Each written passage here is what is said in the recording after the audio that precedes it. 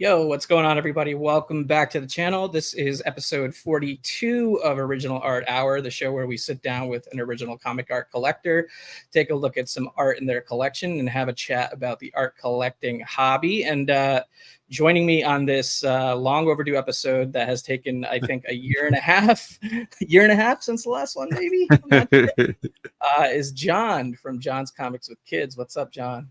Hey man, thanks for having me on. I know You're a kindred spirit back here.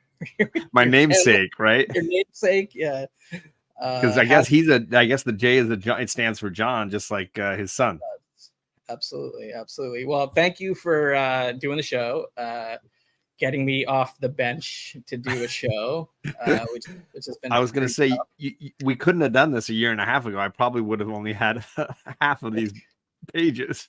Well, then it all worked out. That was the whole reason I went on hiatus. There was no other life situations, horrible accidents, injuries, surgeries, recoveries. None of that. That was all about me. That was all make believe. It was all about John Jameson himself. But no, seriously though, it's fun to have you on the show finally, and I'm glad that your OA collecting journey has allowed you to amass a few pieces now. And we can share them and talk about it a little bit. It should be fun. Yeah, man. Let's say hello to Ryan, who's in the chat, teasing that you're great. No, I'm just kidding. I don't think any of us will ever see artwork like the OA to the X-Men 137 cover in our lifetimes. Maybe we'll see it at a show or something, in a heritage booth, something like that. But not in our collections, that's for sure. But what's up, Ryan? Good to see you. Yeah, exactly. That's house selling material from the original art market. What's up? We got Black Swamp Comics, Leo. He is episode 41 that I just alluded to a few minutes ago, which quite a long gap, but two great back-to-back guests with Black Swamp and John's Comics with Kids. And we've got Carlito. What's up? Saying King John and saying hello to me. Thank you, sir. What's up, Carlito? What kind of cigar / whiskey is being consumed tonight? I would like to know. Let me know in the chat. J Salsa 23 is in the house. What's up, J Salsa? Good to see you, man. Hope you're doing well. What are you collecting these days? Let us know in the chat, because I don't know anymore, to be honest. I don't know what people are doing, what people are collecting. I come in and out and, do a little bit of pop in, pop out. And that's my style these days with content and YouTube. But it is what it is. We got the Art Chemist. Good evening. Arsenio, what's up, brother? Good to see you. Thank you guys for being the early chatters here tonight. There's a lot of content in both the comic book and comic art communities going on today. So that you choose to watch us live, I really appreciate it. It means a lot to me. Dazzler commission coming. Very nice. So I have a commission that's here. My virtual background makes it difficult, but later on I will remove the virtual background and unbox it. It's I'll just tease it now. It's a Doctor Strange commission from our buddy Tricky Trapster. So community member, community art is a theme within the theme of John's collecting so far. So we'll see some community art pieces, community artists in the show tonight. Let's see, we got cigar was last night, maybe some whiskey later if I get on stream, but okay. Fair enough. All right. So before we get to the intro and then all the art, real quick, just humor me for a second. I wanted to take a trip back in time, if you will. Approximately 4 years ago, we were much younger men. We were much fitter men. We were much sexier men back then. 4 years. We didn't have all the yeah, maybe not. We didn't have all the pandemic stress. We didn't even know what the pandemic was going to be at the time. But I'm going to take us back 4 years ago to February 2020, when I met Jay Jonah, John Jameson, John's Comics with Kids in person. But not only that, we met Spider-Man. We both met Spider-Man. Look at that. Wow. Who knew that he was hunting for Spider-Man, and Peter Parker himself was hunting for comics in LA, Golden Apple. He's a Kobe fan, Lakers fan, but we bumped into him there, hunting for comics. And he told us that his favorite issue was the first appearance of Jubilee, right? So we had to just hunt those down, drop them off with Spidey here. I was wearing that White Whale Comics shirt too. Yeah. But that was a fun day. So I just wanted to share that real quick. Man. It's been what? So it's been 4 years since then, which is hard to believe. Pretty crazy. Time flies. Gray hair. Yeah. Same. If I take this hat off, you would see that's for me as well. JP's budget collecting. I'm here. There you go. I respect that, JP. We got NSN Art. What's on the international front? I have a page coming from Mexico and 3 commissions coming from Germany. Wow. All right. Nice. No, bro, I am not back in the city. I'm still, I'm a landlord.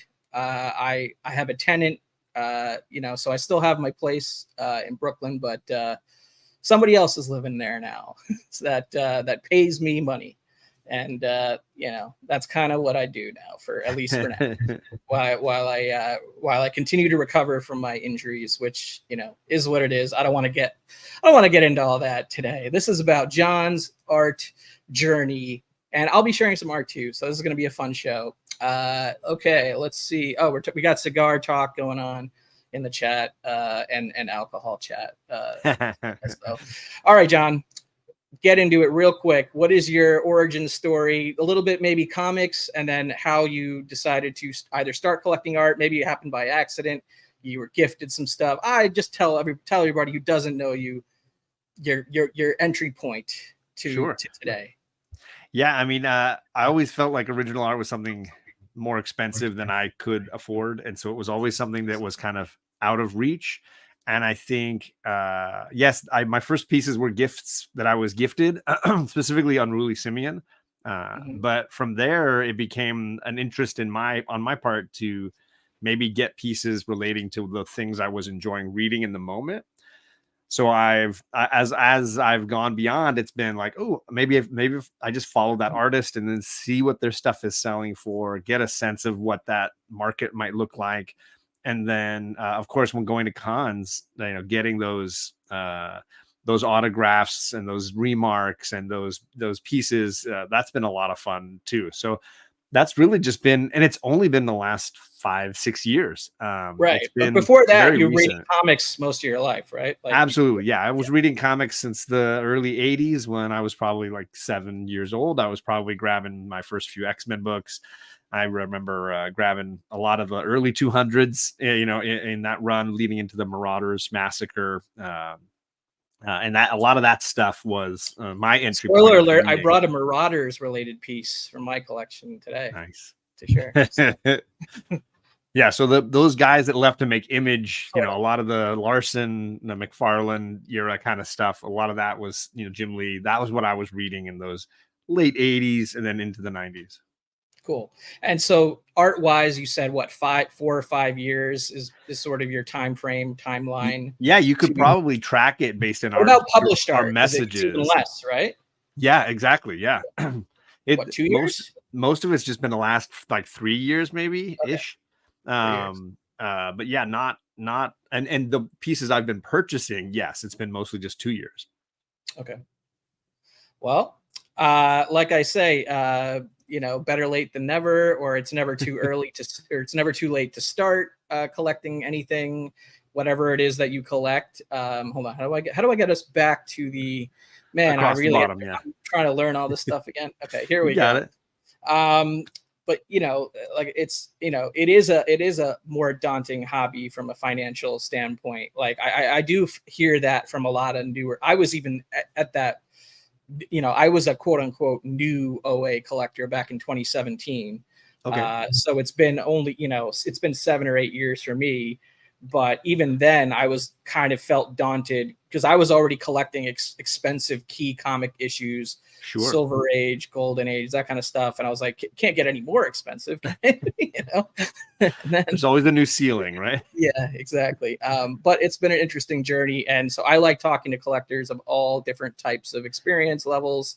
And I would say that, I've had JP on when he was an earlier collector in it. I would say you're probably in that similar pocket of like the amount of pieces you have and how long you've been into it. And I think I've had a couple other newer collectors as well that I would put into that same bucket of like where they longtime comic book readers fairly long, comic book collectors as well, whether it's specific runs or keys or characters that are important to them. And Well, then and I think somehow sometimes they got tricked into this art. I'll blame you a little bit. But I Yeah, think some of it is also there's this concept of like, where do I go? What trusted sellers and buyers are out there, and make sure sure. that I'm not getting taken advantage of. And a lot of the early questions I had with you were like avenues, right? Mhm. Retailers, sellers, people who were representatives for artists. And so a lot of that was my early trepidation, was all around, where do I feel like my money will have the most impact, and I will be making sure I get some return on that. For sure. And we could do a whole show about that, but that's not why we're here. This is original art. This is an original art hour. We've got an hour, folks, and we've got 15 rounds of John's art to get through, 5 rounds of mine. Some of his rounds have multiple pieces within the rounds. So we're looking at like 20 to 25 something total pieces of art to look at.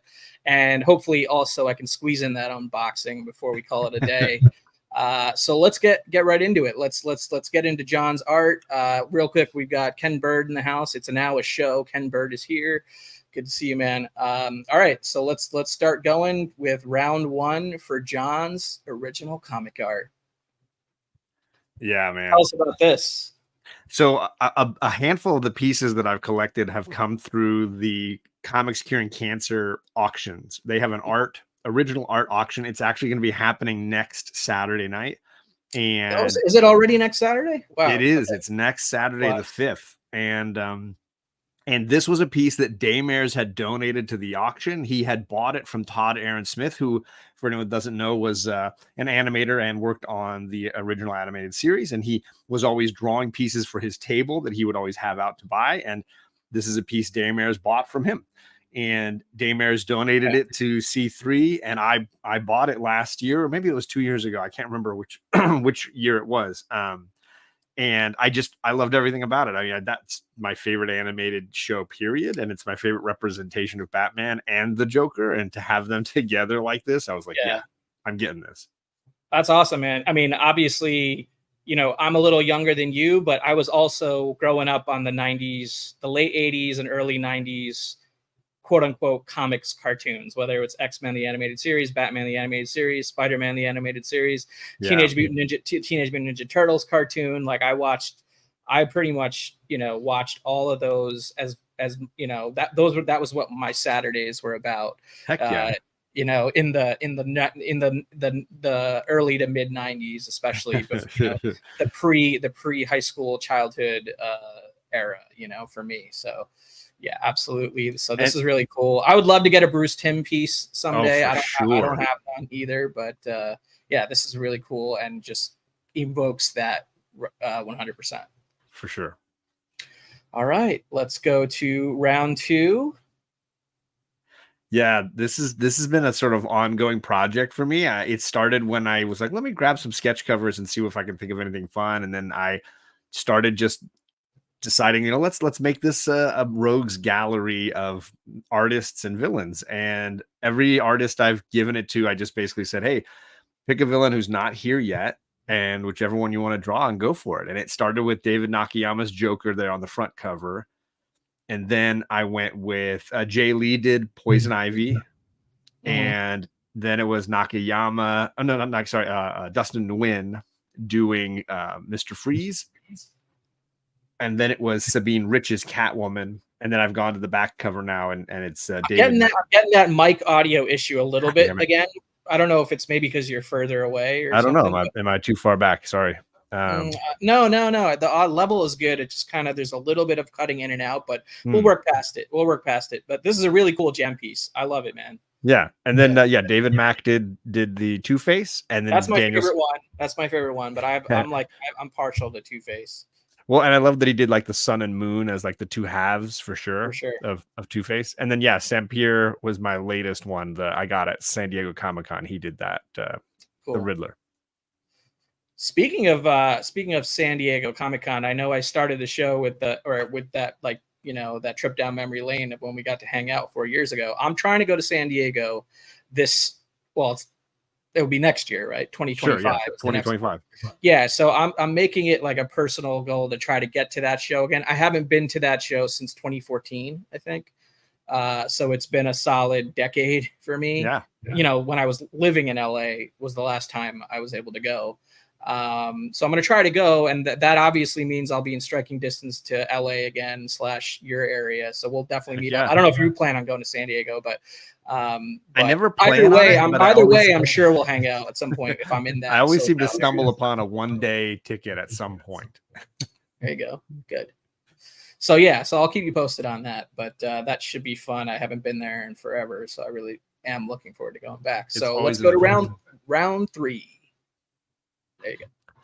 This is another comics curing cancer piece that I got. This was who wrote this book? Bishop War College. Do you know? I can't remember. I think was it Brian Hill? Maybe no. Okay. I can't remember. But yeah, this is a current series from the Krakoan era involving Bishop and the future affecting the present, and this page was up at the Comics Curing Cancer auction, and I saw it, and the bids were so stupid. I was like, I'm getting this, I'm buying this, and it had the Krakoan gates and Bishop all looking the back of his jacket looking all cool. The bids were so stupid, meaning so low that like it was so low. I just crept right in and sniped it. Nice. And do you know if it was inked or if it was shot from the pencils or like colored from the pencils, or is there a blue line copy with inked by somebody out there? Like, do you know? I don't think so. No, I think it was all done. I think the inks and the colors were done digitally. Got it. Very cool. So this was just the pencils, and then they scanned it and sent it.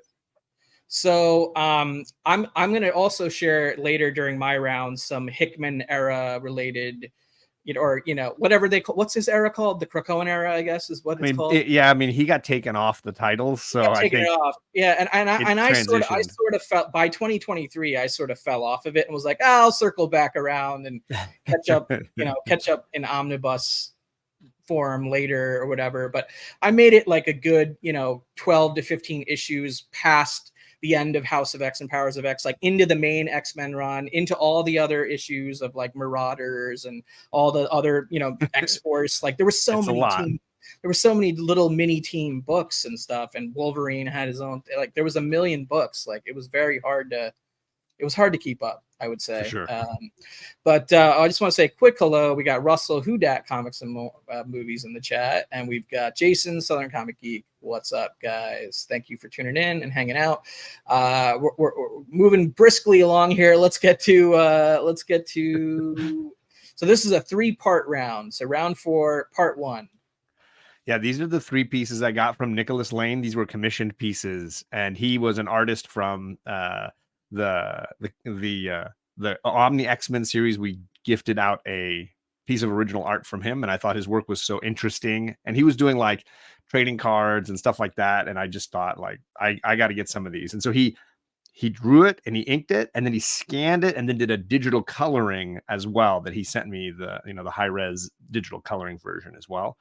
So is every Saturday Catterday, Ryan, or is there something specific about today? But oh, that's very cool. Like that's honestly, especially particularly cool that you got a digital colored version of all 3 of these pieces, right? All exactly. 3 of these. Yeah. All right. So the Catwoman, I was like, it needed to be the Hush kind of era Catwoman with the goggles. I was like, yes, please. Yeah. I wanted a couple of bat characters to go with the 2 X characters. Got it. You want me to show the next one? Yeah, go ahead. All right. Here's the next one. I'm a big Poison Ivy fan, and I definitely wanted the green skin Ivy. That was my request from him when he colored it. It was like, give her the green skin. But yeah, Ivy and Catwoman are arguably 2 of my favorite characters at DC. I just think they're phenomenal and interesting, powerful females. And I was like, I also asked him not to make his original sketches that he showed me. I was like, I don't want them to be like skanky. Like I wanted them to be powerful.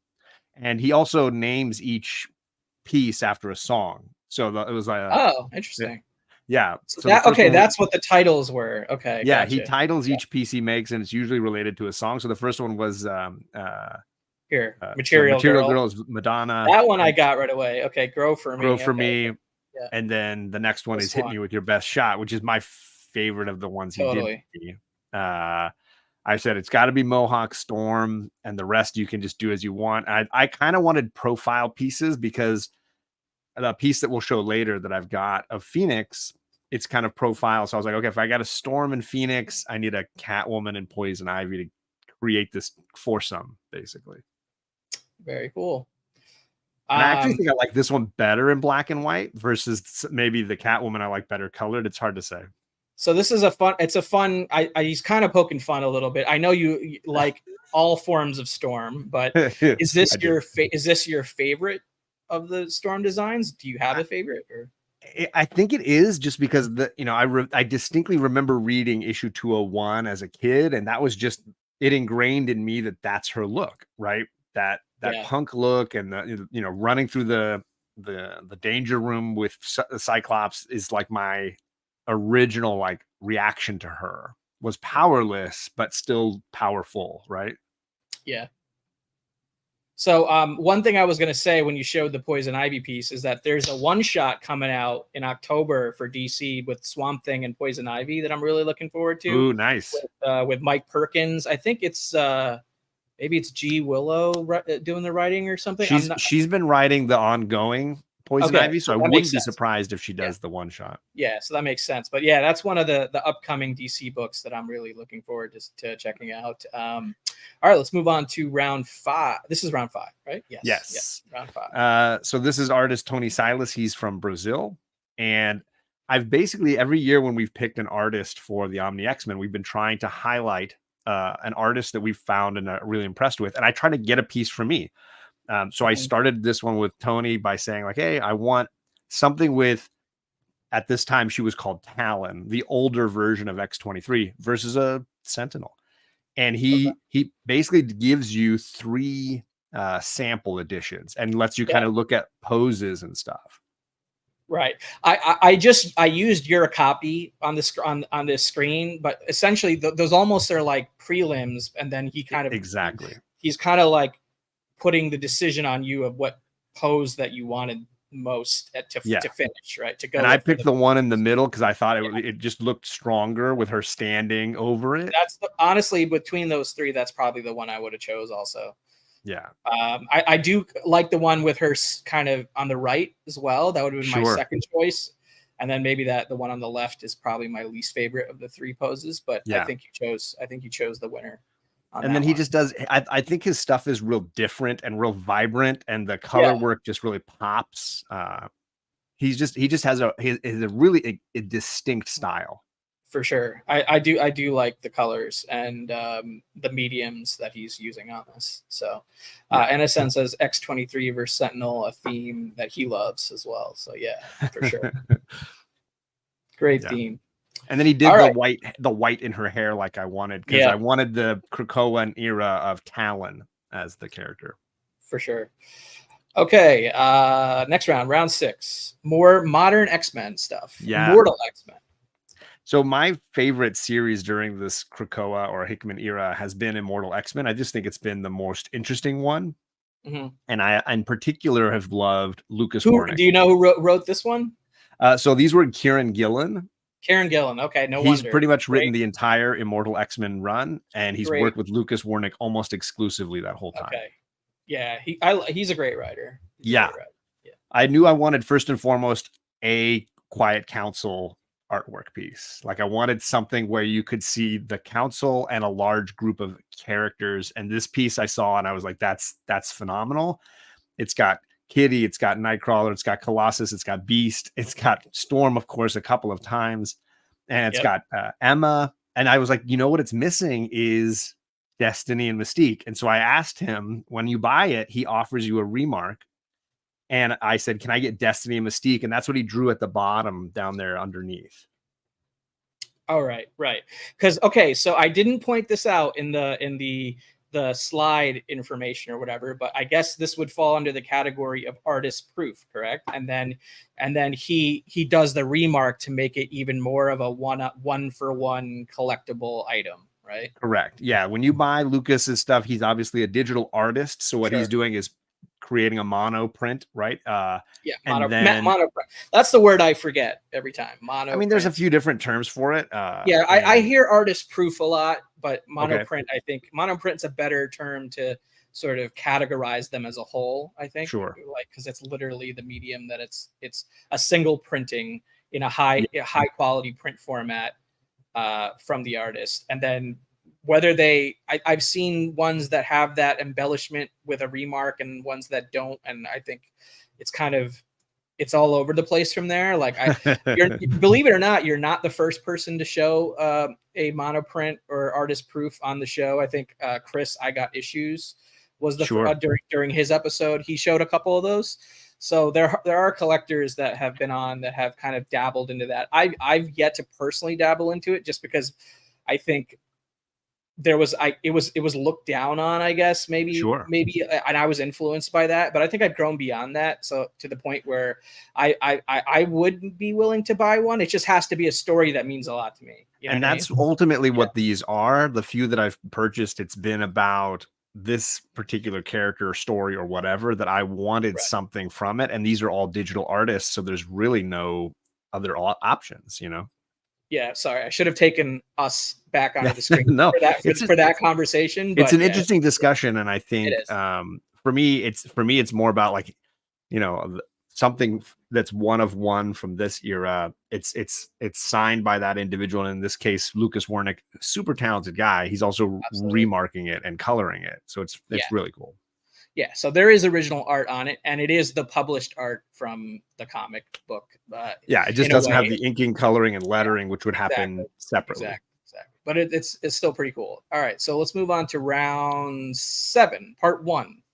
So I had such a great experience connecting with Lucas and getting that last piece that I was like, okay, I'm going to keep watching his stuff. And when this came up, which was it's technically a spread page because it's pages 13 and 14. It's obviously like 6 panels spread across the 2 pages.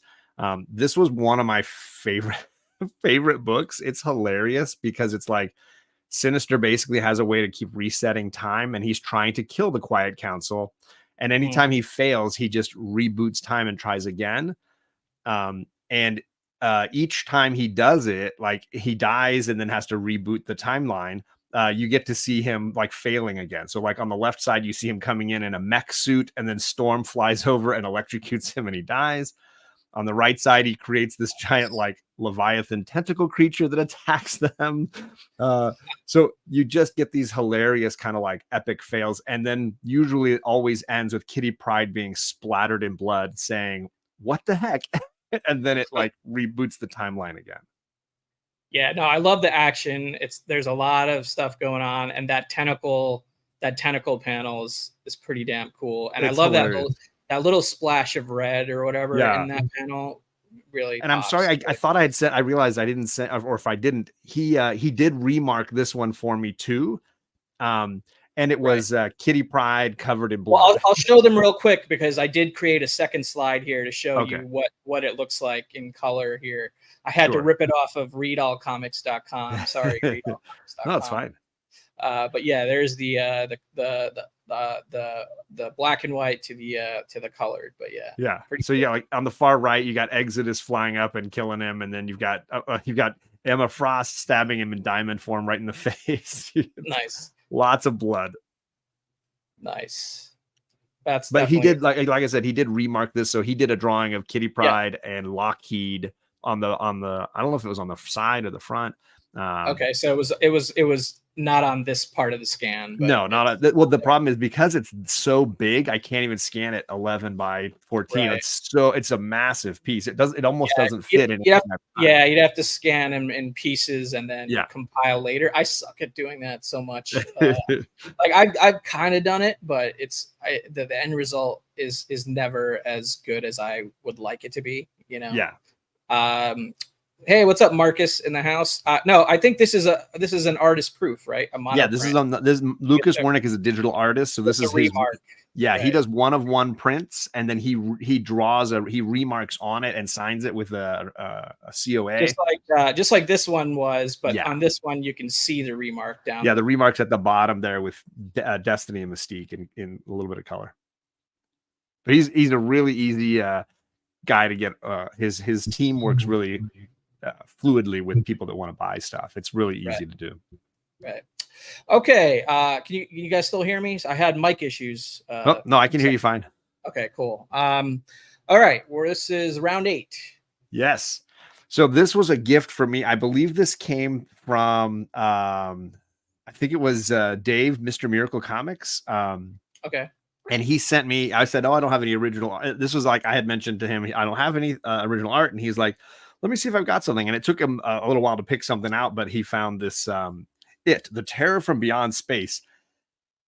I, for the life of me, cannot find more than just issue 1 from this series. I've bought issue 1 and I read it, but it was definitely not in issue 1. So Who wrote the book? Do you know who wrote the book? Let's see. I've got it right here in front of me. Let me see the art. The writer is Dara Narachi, and it's art by Mark DeSantos. Yep. Okay. And it doesn't have the page or issue number on the page, but it is inked and drawn. But I guess they did the digital coloring on it. Sure. It's a 4-issue miniseries. There's no trade available. I couldn't track down. Obviously, I couldn't track down the published image for it. It's an IDW series. Okay. So I don't know if it was not popular enough to get a trade or whatever. Right. But it's based on because it's an IP. It's like a a series of old black and white, I think, horror films. Got The Terror from Beyond Space. Yeah, sounds like something I should know about, like based on the title, but I guess that's an area of sci-fi that like sci-fi horror crossover, maybe. I don't know, sure. Maybe I'm not familiar with it personally, but it is cool and it's a gift, right? So you can't control what people give you. Yeah, at the date I've got on the issue that I bought was 2010, so it's a little older than 2022, but not a ton. I mean, it's not that old. Cool. All right, moving on to round 9, and these next two are also a bit of a mystery and also gifts, I believe that you're seeing. Yeah. Right? So technically the first pieces I got were from my friend Lane, Unruly Simeon, and he was like, our friend. Yeah. And he said, I want to send your girls some fun Spider-Man stuff, and I've got friendliest guy around. Yeah, I can't wait to meet him someday. I know, me too. He said, I got these 2 pages of Spider-Man original art. I want to send one each for the girls. And I got them, and he told me what he thought they were from. I went out and I bought the books, and it's become a bit of a mystery. He thought he knew the artist, and he thought he knew the issues. He's since shown them to the artist he thought made them, and the artist is like, no, I don't think these are mine. Right. So I'll show the next one too, back and forth while you talk. So the first one, I tried tracking it down myself. It's a wonderful mystery. Yeah, I've owned 1 page of Marvel Adventures Spider-Man in the past, and the artist was John Boy Myers. It looks similar, but it not quite exactly his style to me, based on the page I previously had. I no longer own the page. I sold it to another Spider-Man collector, but yeah. So and I tried pulling up every issue 19 and 47 and, issue numbers that were close to those from those 2 main Marvel Adventure Spider-Man runs, and I could find nothing that matches up. Well, I would have been disappointed if you'd gotten the answer after I'd spent so long searching and failed. So I feel better about that. Oh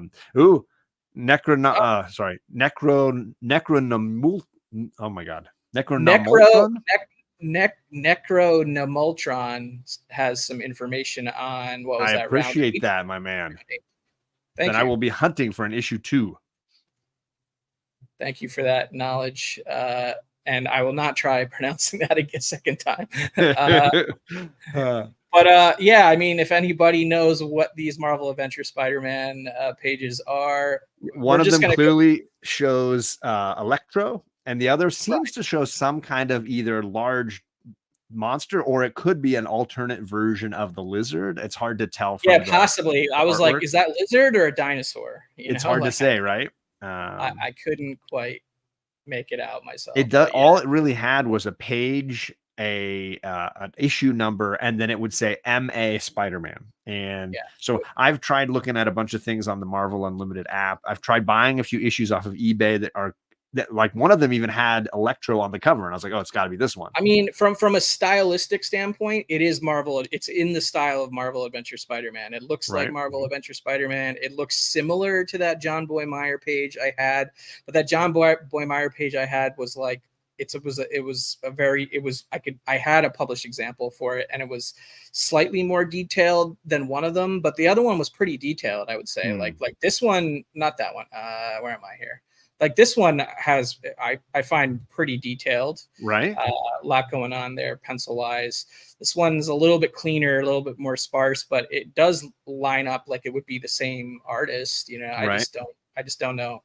And it's just going to be a mystery from here. And it could, and the thing I mentioned to you when I shared them was like, it could be stuff that was unused, right? That they ended up going a different way, making some changes, and then the pages were not needed anymore. And so they were unused pages, but I don't know.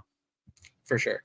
And I did notice that you dropped a video today about the Double Trouble Spider-Man Venom series, which is kind of like a newer version of the kids line for the Spider-Man and symbiote like characters, right? Yeah. I feel like I read a Double Trouble story maybe 2 to 3 years ago, and I thought it was actually pretty fun. I haven't. They're very funny. I haven't read any of the newer ones, but the one I read, I only read one of them, but it was actually a good time, good read. And I enjoyed the Thor Loki one, and I of course loved the Venom and Spider-Man ones. I think they're just a lot of fun. For sure. All right, we're going to take a little bit of a break. We're going to have your last 6 rounds or whatever to wrap up the show. So we're going to go into my art share portion for a bit. And based on what you brought, I would say, and what you collect, what you've been focusing on, I would say that the broadest way to define it is modern X-Men, right? Or modern to current X-Men is your kind of jam. But you're reading it, you're keeping up with it. There's stories that you're digging, that you're liking enough to purchase monoprints or original artwork from those books to support those artists, but also grow your collection through those stories that you're digging. So I would say that was the number one theme that I saw in what you're bringing to show. So that's kind of the theme I approached, like looking at my collection. What can I bring to show?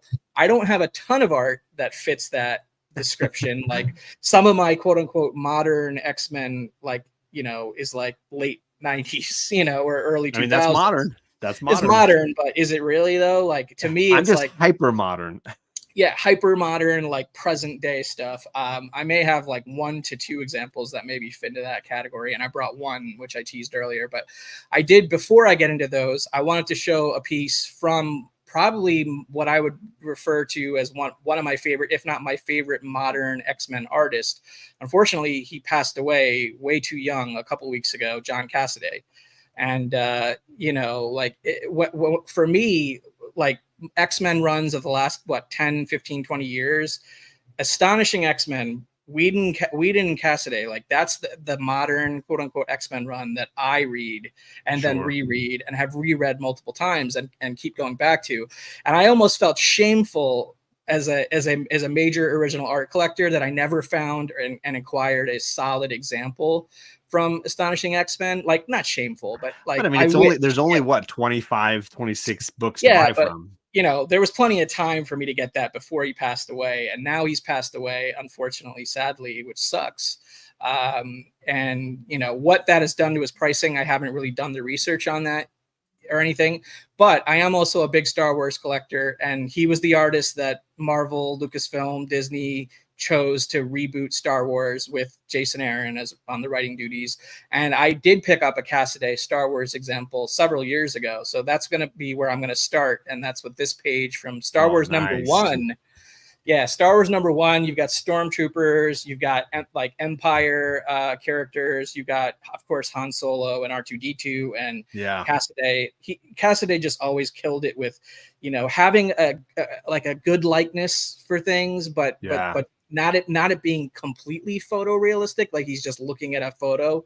And I just really loved his style and his approach to, essentially bringing Star Wars back, right, into Sure. comics. And this is the first time Han or R2 appear in Star Wars in the Disney owned era, frankly, because like this came out before Force Awakens came out, and that was the first Disney Star Wars thing, right?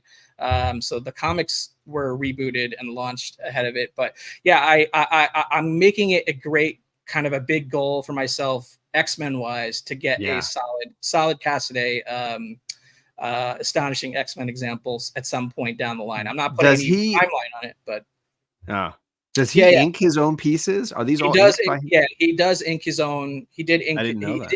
So all the art is him on the page. That's fantastic.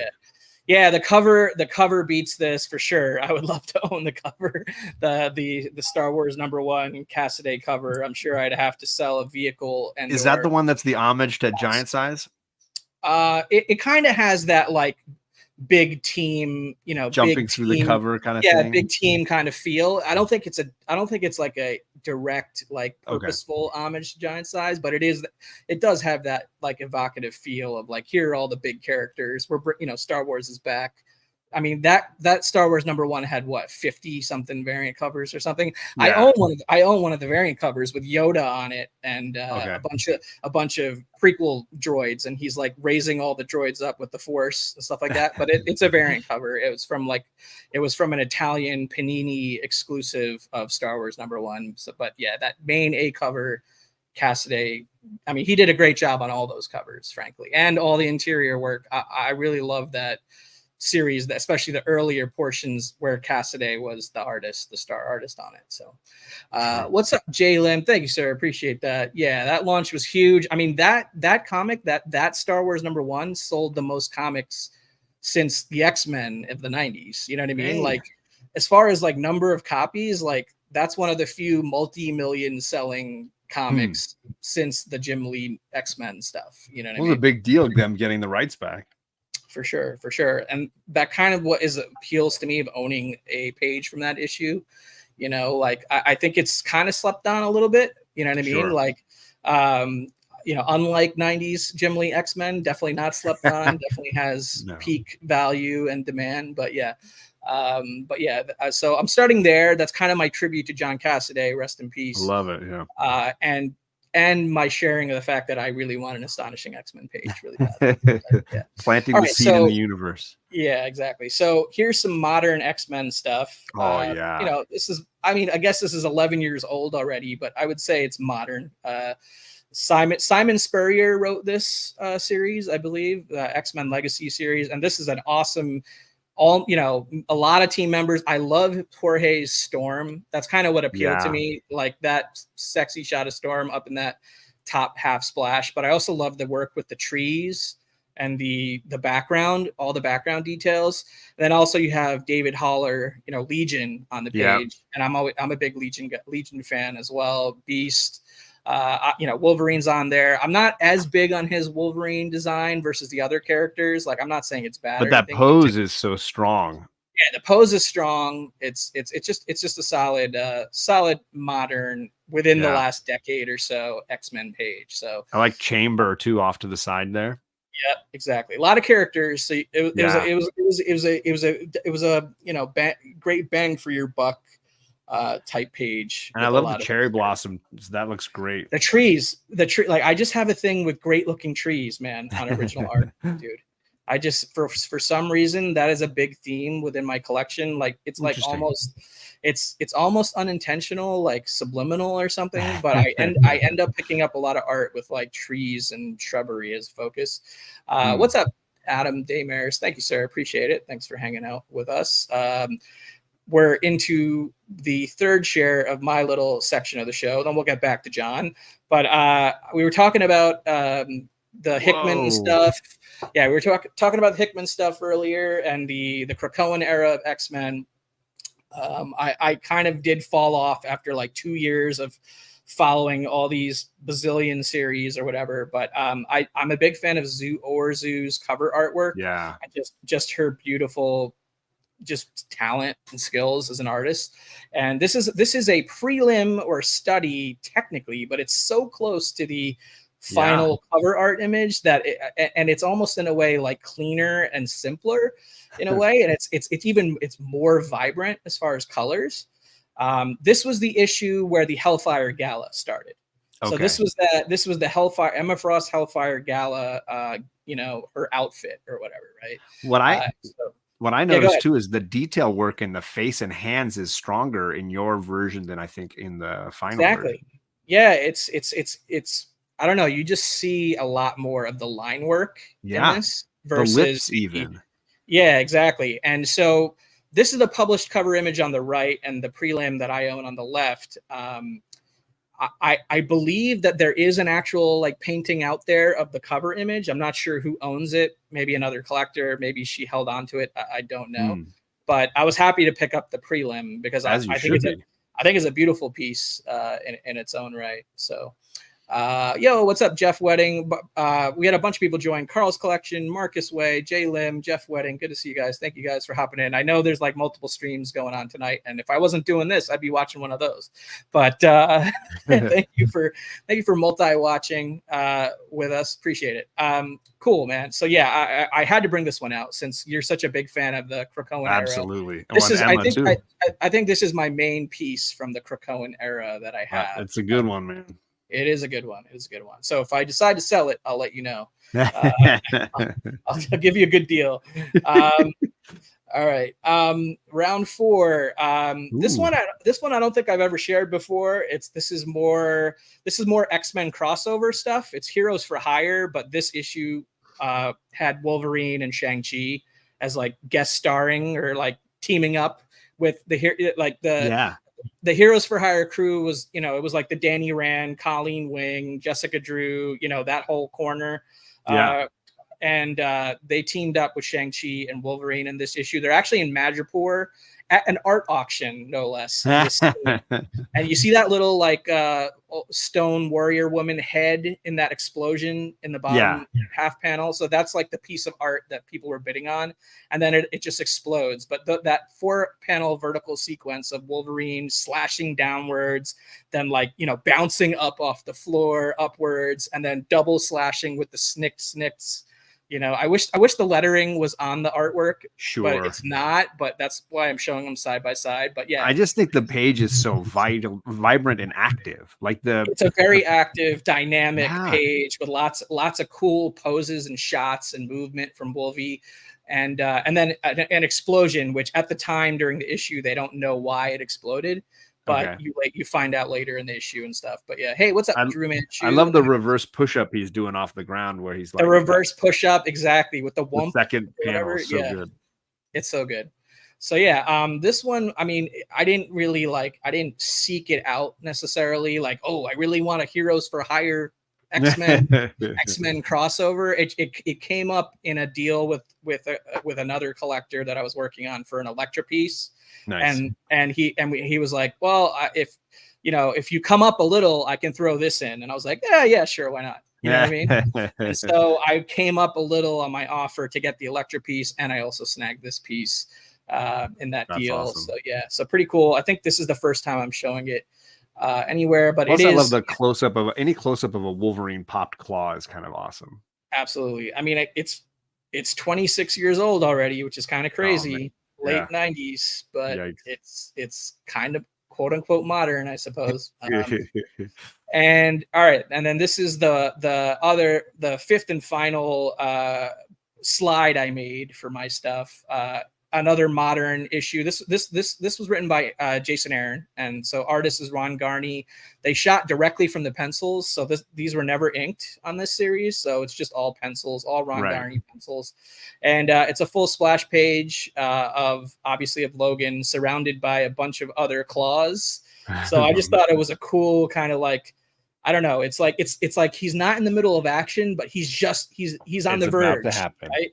Like it's about to go down, and I like those kind of pages where it's just like it's about to go down, and like there's gonna be some fight about to happen, but like the anticipation of that, especially while you're reading a comic, is really cool. as a reader, but this also just makes for a great standalone image, I think. Well, and I think part of that for me is the shadow work, like the lines, that are creating all the shadows behind the guys in front of them and across Wolverine. That's what I'm digging the most out of this.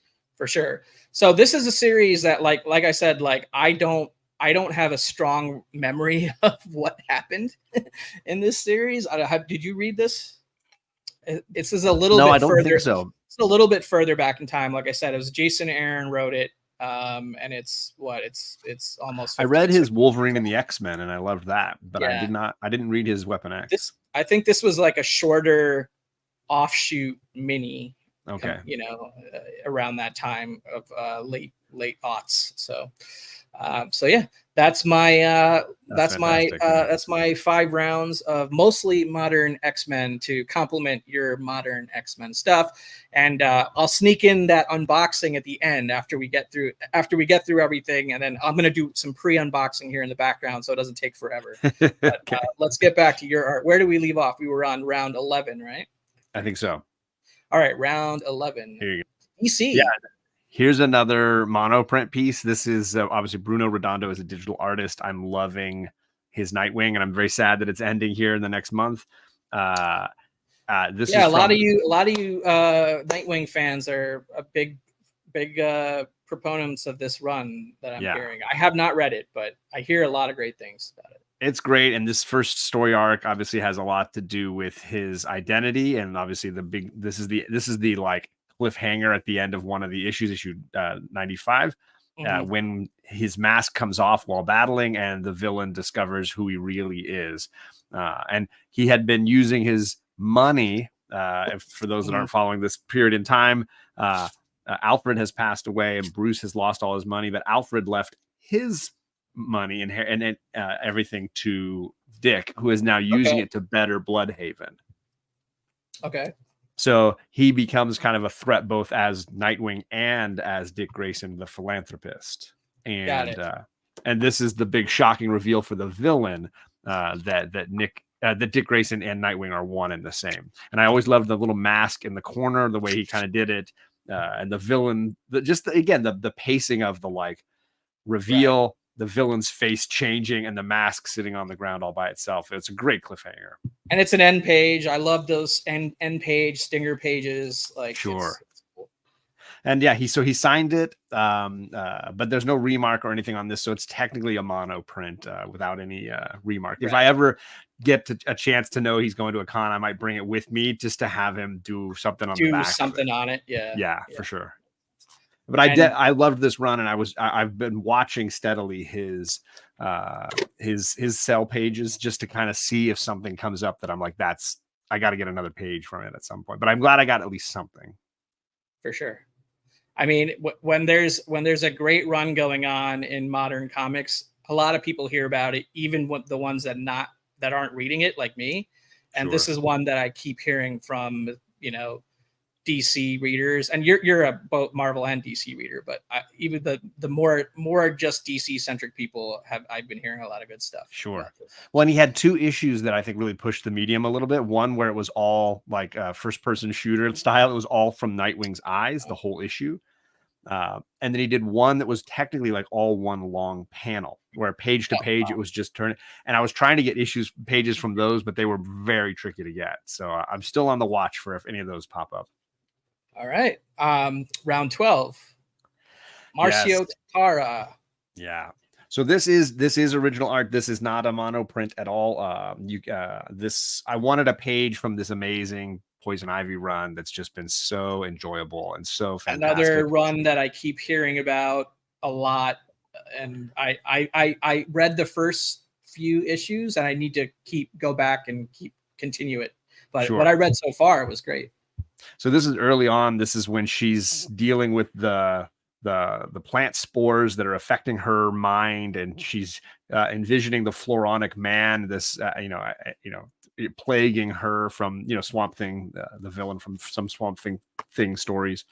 And I loved this page because she started to like really trip out, and she thinks she's hearing Bruce Wayne or Batman talking to her, but it's not really him. And I love the warped Batman, he's kind of like wavy line. The only thing that's not sort of being affected by her mind is that bottom left drawing of Poison Ivy herself. Right. Just the psychedelic nature. Even the like gutters have like fun art lines going through them that I thought was just, this page was just really, it caught my attention, and I was like, yeah, that's going to be the one I get. Marcio's great. I've always felt like he was underrated for years, or like a decade even perhaps. And then Felix signed him, and his underratedness became at the forefront, and now he's getting a lot of the credit he deserves, and he's on these great books. So I'm happy for him. I don't know him, but I'm just happy for him, because I always thought he did great work on like Detective Comics and other series that I guess didn't really have the sort of awareness that he was the artist back in the day, because he just did a few issues here and there, whatever. But yeah, great artist and great page from a great run. It had everything I wanted, which was Ivy and the like crazy spores and plant monsters. But then the fact that Batman has not really been in this Poison Ivy run, so to have him in a page, I was like, okay, now it's like even better. Yeah, great pickup, because you get interesting psychedelic art, and then also a Batman appearance, which is a rare thing in this series. So totally. Love that one. That's probably my favorite one of what you're sharing, but it's all cool stuff. But yeah, that one would have been something like, that would have tempted me to pull the trigger for sure.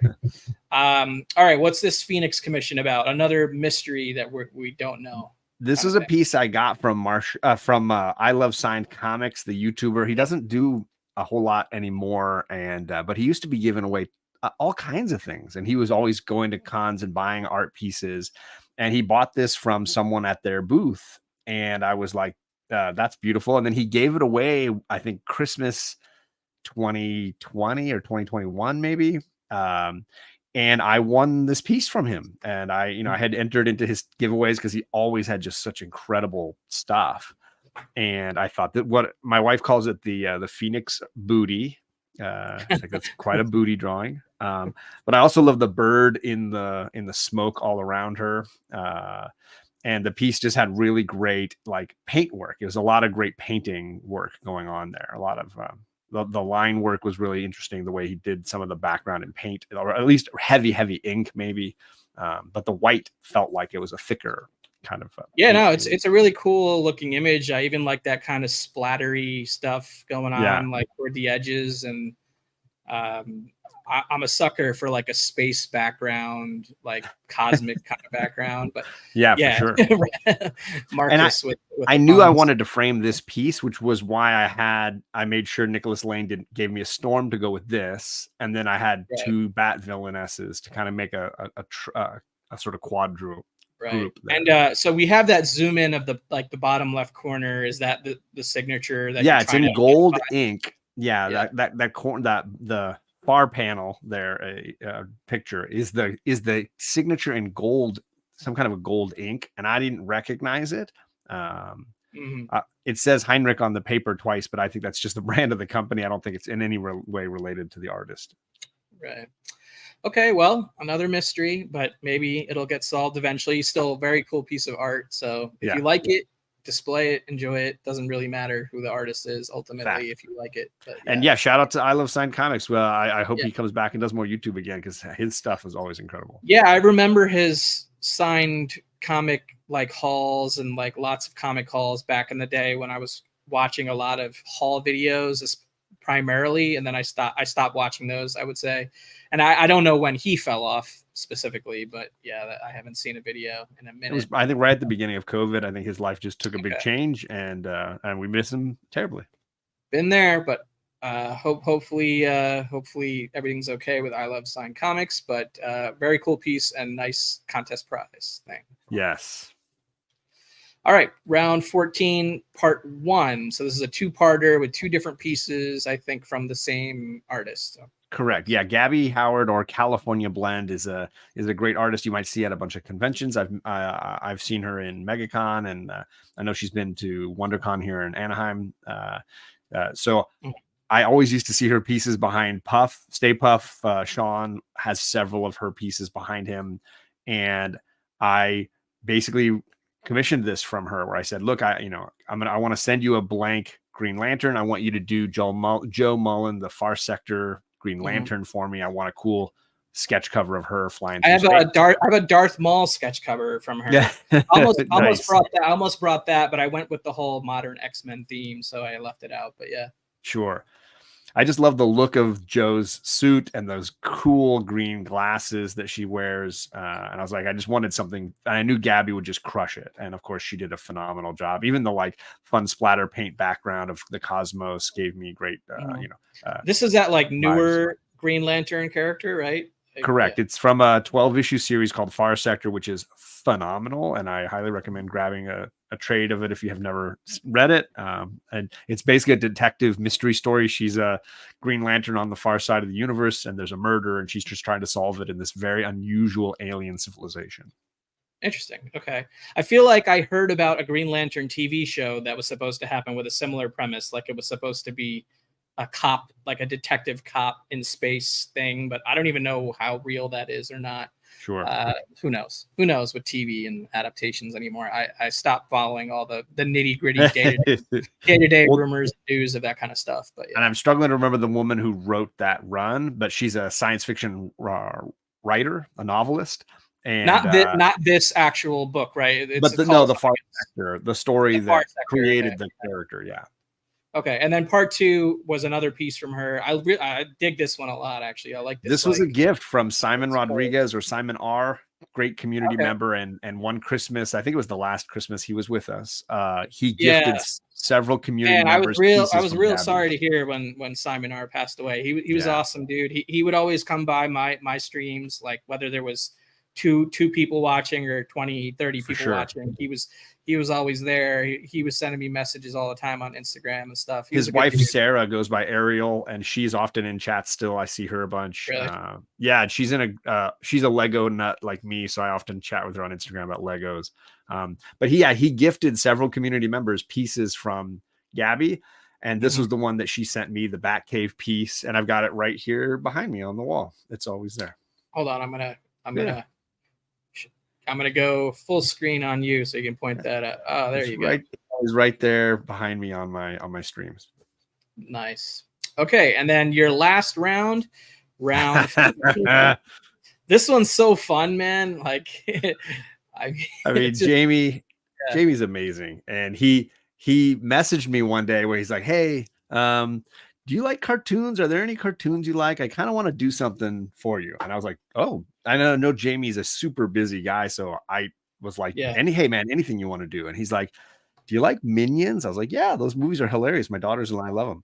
And he's like, "I want to make you something, but you got to open it a specific way." And so he made this incredible sketch cover where he covered up House of X-Men and turned it into Minions, and then drew this cover. And then he made this like, and I think I've got it right here next to me. He made this like unboxing project for me. It was hilarious. Wait, you want to put you on screen? Or? Yeah, I mean, just for a second if you want. Yeah, hold on. I'm just trying to it's not that big of a deal. StreamYard. There it is. He basically made it so I had to like peel it away piece by piece to reveal one at a time each of the layers. So all the little layers of characters at a time. Exactly. So if you go back to the slideshow, you can see like it showed me the title with Angel, and then it was Beast, Colossus, and Storm, and then it was Cyclops, Jean, and Nightcrawler, and then the last reveal was of course Wolverine at the bottom. I gotta agree with Daymers. He has to say that this is most likely his favorite sketch cover that he knows of. It's really cool. It's really fun, like an unexpected. And the detail work in whether it's the chrome on Colossus or the bamfing cloud on Nightcrawler is so spot on. It's amazing. But Minions is like a good sort of character design aesthetic that you can then repurpose into whatever other comic character that you want and kind of do it in that style, and it just works, Yes. Yeah. It's really fun. So thank you to Jamie or J Hood Creative. You guys can follow him here. He's a great. Yeah, he's awesome. I got a back in the day. I got a Batman and Robin on the rooftops kind of painted commission from him, And he has also sent me as a AOK before a pencil sketch of Grogu, from Mandalorian, Star Wars. Nice. And I believe also I bought a color guide that he did of a TMNT Creed cover in the late 80s. That's nice. That yeah, awesome. it was a Peter Laird cover, with TMNT and Creed. He did the colors for the published cover, so he had the color guide. Knew I was a TMNT fan, and was like, I don't really just want to hold on to this. Do you want to buy it? And he made me a very fair, very fair deal on buying that color guide. I mean, color guides aren't that valuable for stuff, and especially like obscure stuff like that. But I can't afford a 80s Mirage TMNT Peter Laird or Kevin Eastman splash page or cover if they even exist. I mean, one splash page just went for $50,000 on Heritage or whatever, like a week ago or something. So yeah, but yeah, man, that was a fun one to end it on. I really like that one. Jay Hood's a great guy. So great. So, yeah. Good stuff. Good art all around. All right, let's get to my unboxing real quick. As you can see my boring background here. Because artwork just does not work on virtual backgrounds. But we're gonna do this unboxing. So, I hit up Tricky Trapster was doing kind of like a special offer. He was like, I'm feeling good. He threw it out into our group chat. He's like, I'm feeling good. And I won't say the price, but he threw out basically a next to nothing price for a character commission of your choice. Any character you want. I'm like, okay, no brainer. I'll take that deal. I've commissioned him before and have a few other pieces by him. I have a Electra commission. He did a TMNT Dark Knight Returns homage piece for me as an AOK. I have this like very kind of scary Halloween themed Spider-Man piece that he did for me called we call it Friendly Neighborhood Spider-Man. It's like has like doppelganger on it and all these like Spider-Man iterations on it. And originally I was going to request the Spider-Man for this commission, this commission opportunity, and I did. And then 2 days later, I was like, you know what? That's kind of a boring request because he's got this cool like out there style. I want to request something a little bit more interesting because like I already have a Spider-Man themed piece by him and I have a lot of other Spider-Man art, and Spider-Man at the end of the day, like there's only so many iterations that you can do or whatever. I wanted something with a potential more interesting end result for this commission. So I requested Doctor Strange. So did all the pre-unboxing. So I'm going to go full screen and I'm going to show you this. I haven't seen it yet, but I have my hand on the art down here without looking at it. And then I'll turn it to the screen. So this is first time I'm seeing it. Oh man. Yeah. So that's cool, man. I think this is 9x12. I could be wrong on the paper size, but black and white. The tentacle and the pot. The floating candles. Oh yeah. I didn't even see those. Yeah. That's cool. Wow. The detail on the book. Got the eye in there. Yeah, the old school costume eye. The cauldron. Yeah. So yeah, I'm pretty happy with that. Like I can only half see it on the screen because I have to like pop my head out to actually see it or whatever. But wow. Yeah. So thank you, Derek, Tricky Trapster. I'm gonna get this scanned and uploaded to my CAF gallery eventually, maybe this week. We'll see. I first got to scan it, and I have a backlog of stuff to upload to CAF as always. But yeah, this is the first commission piece I've done in a while. I've definitely taken a break from commissioning artists as a concept within my collecting. I've been focusing more on published story pages, stuff and art and pages and stuff like that. But yeah, this is a fun little Doctor Strange piece. So that's great. That's great my detail. latest box. Literally came in today just on time to do it on this show. So, all right, John, take it away. We're going to have you wrap up the show. The floor is yours. Anything you want to talk about, promote, Comics Curing Cancer, your videos, whatever you want to do, talk about it. Obviously, I just dropped a video today. You mentioned a little earlier talking about comics your kids might like, specifically Spider-Man, Venom, Double Trouble. So if you guys are looking for stuff you want to try to have your kids check out, a little 3-minute video I just dropped today. But the big thing is, next weekend is Comics Curing Cancer. and it kicks off early Friday morning with Legion of Comics and runs the whole weekend with several auctions, with several prize wheels where you can get giveaway items. I'm giving away comic slabs, great keys, Batman, X-Men, all kinds of stuff. And then the original art auction, for those of you that are big OA fans, is happening on Saturday night. If you find anybody's streams, including mine, it has the link tree, which takes you to all the shows that'll be happening that whole weekend. So Awesome. if you find one stream, you can find all the streams very Are, easily. and then you can all of them going to have art, or just a couple of them? No, the original art stream is where all that will happen. Okay, they're dedicating it. They're dedicating it on one stream. Okay. Yeah, all the streams will have something of prizes to give away or to show thank you for people donating during those shows. But there are, I think, 2 main auctions. There's a Sunday big auction, and then there's the OA auction on Saturday. And again, the link trees all the videos are up. The live stream links are there ready, and you can find one, and the link tree has all the links for all the streams. Awesome. All right, cool, man. And if you haven't already, like, I think the majority of my viewers would be subscribed to you, but if not, he mentioned a few things. You can always just search John's Comics with Kids, but the link is also down there in the description. You're also very active on Instagram. Are you active on TikTok? I want to say you are. I do. Yeah, I make videos there as well. I'll add that link to the description when this ends, so that when it's available on the replay, that link's in there as well. So make sure you guys follow John. Are you going to open a Comic Art Fans account? I have to ask. I probably should at this point. I'm getting to. You've collected enough to get through my hour theme program. I think what I was waiting for was a page that actually had the writing on it, like an old enough page that actually included the lettering. With the word. That's your tipping point to join. That's my point when I'm like, okay, I actually am an OA collector now. Like I haven't gotten there yet, but I'm getting there. We'll get you there. Get you there. But yes, now that and you got me scanning the stuff, which I appreciate. That I needed that kick in the pants. Extra promotion if you post. There it is. Yeah. Hey, it's once you've amassed enough, it's a good place to share. Once you've shared everywhere else, I mean, it's just more sharing. It's all good. It's nice to have it all organized digitally into one place too. Exactly. That's what I find the best about it, and also just seeing what other people are posting, interacting over there and stuff like. Sure.